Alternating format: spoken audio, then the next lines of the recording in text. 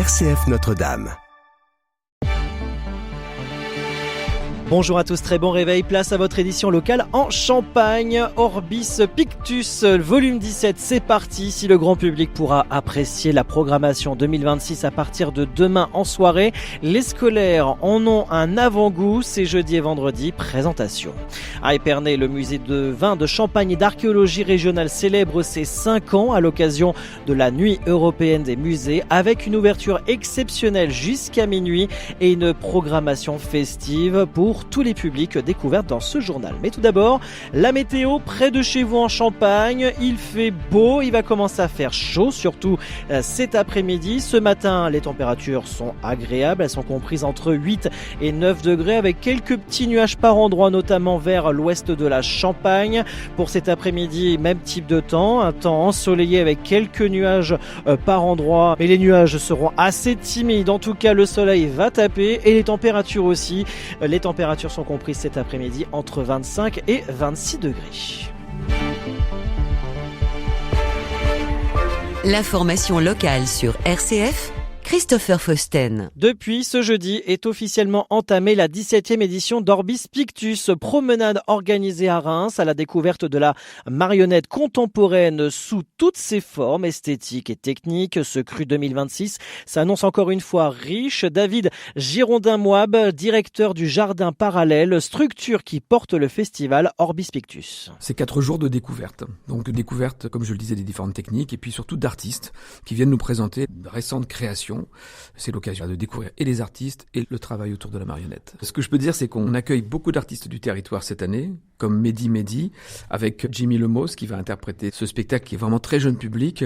Ce que je peux dire aussi, c'est que le jardin de l'hôtel de Vergeurs est un lieu qu'on consacre au tout public et jeune public, parce que c'est vraiment un lieu, un espace convivial, un lieu de la rencontre, et un lieu qui fonctionne beaucoup en journée où les familles viennent se promener. Donc on a fait une programmation un peu particulière. Et puis, vous dire aussi que le soir de l'inauguration, le vendredi soir, inauguration qui a lieu à partir de 18h, on accueille en fin de soirée un groupe de jazz manouche pour finir la soirée en beauté.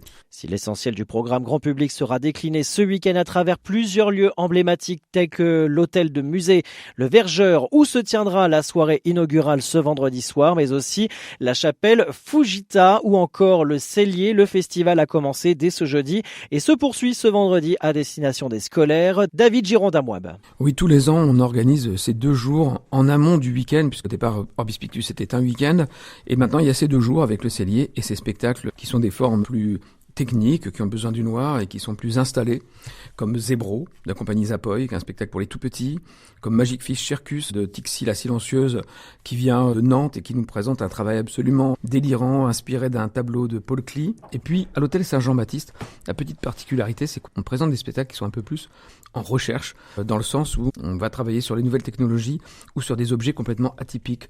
Des propos recueillis par Alexis Claudretz pour RCF. Toute la programmation et les informations sont à retrouver sur le site Le Jardin Parallèle toutattaché.fr et sur les réseaux sociaux Facebook et Instagram du Festival Orbis Pictus. Le musée du vin, de Champagne et d'archéologie régionale d'Épernay souffle ses 5 bougies à l'occasion de la nuit européenne des musées. Une édition exceptionnelle pensée comme un moment de fête et de partage avec une ouverture élargie de 15h à minuit et un programme riche pour petits mais aussi pour les grands. Laure Ménétrier, bonjour. Bonjour.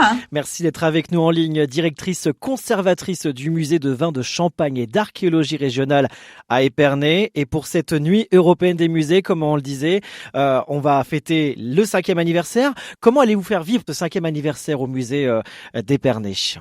Alors oui, en effet, nous avons ouvert en mai 2021. Et donc, ça va faire 5 ans que ce musée est ouvert et on voulait fêter dignement et avec dans la joie ces 5 ans d'ouverture. D'où le fait que nous avons proposé que cette nuit des musées, qui est donc la nuit européenne des musées, dans laquelle s'inscrivent beaucoup d'établissements un peu partout en Europe, soit une édition particulière, une édition inédite et exceptionnelle. La principale évolution pour cette année, pour cette édition, c'est que nous serons donc ouverts tout au long de la journée, donc avec une programmation de 15h à minuit, donc accès libre durant toute cette journée, et une programmation qui va donc rythmer cette journée de la nuit des musées pour fêter nos 5 ans.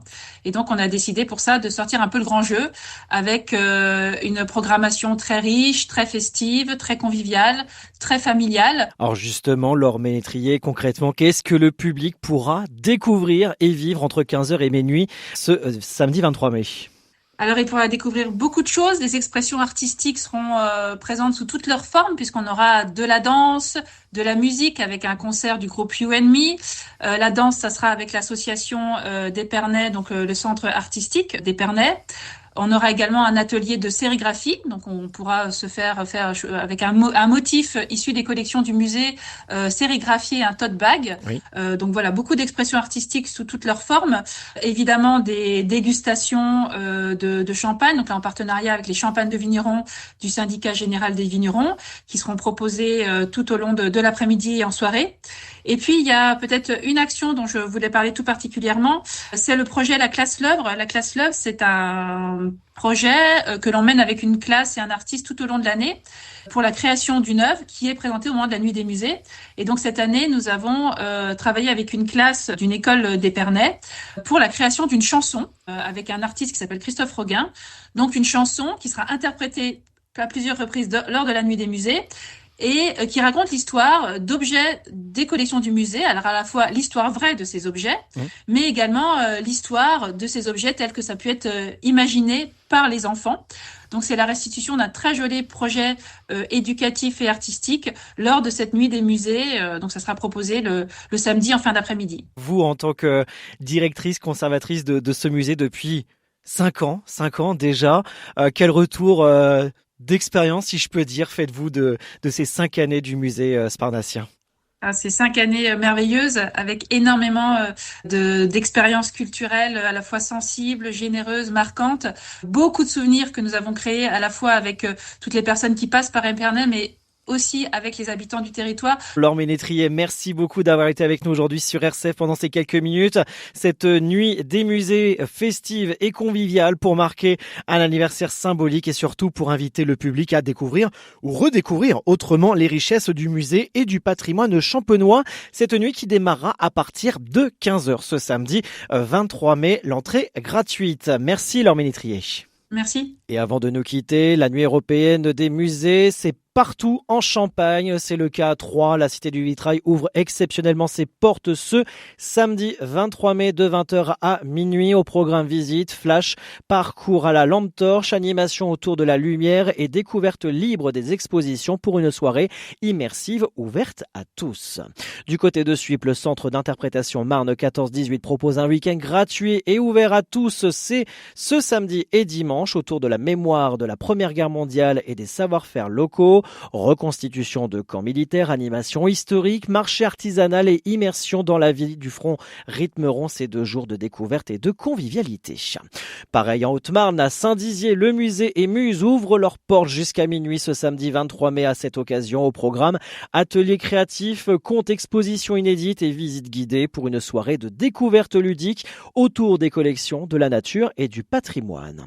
Et enfin, Châlons-Champagne, la nuit européenne des musées se déroulera ce samedi de 19h à minuit avec un accès gratuit à l'ensemble des sites culturels de la ville. Au programme, spectacle circassien au musée Garinet, visite à la lampe torche, ateliers, expositions et parcours nocturnes dans les musées du Cloître, des Beaux-Arts et la Duchothèque pour une soirée de découverte artistique et patrimoniale.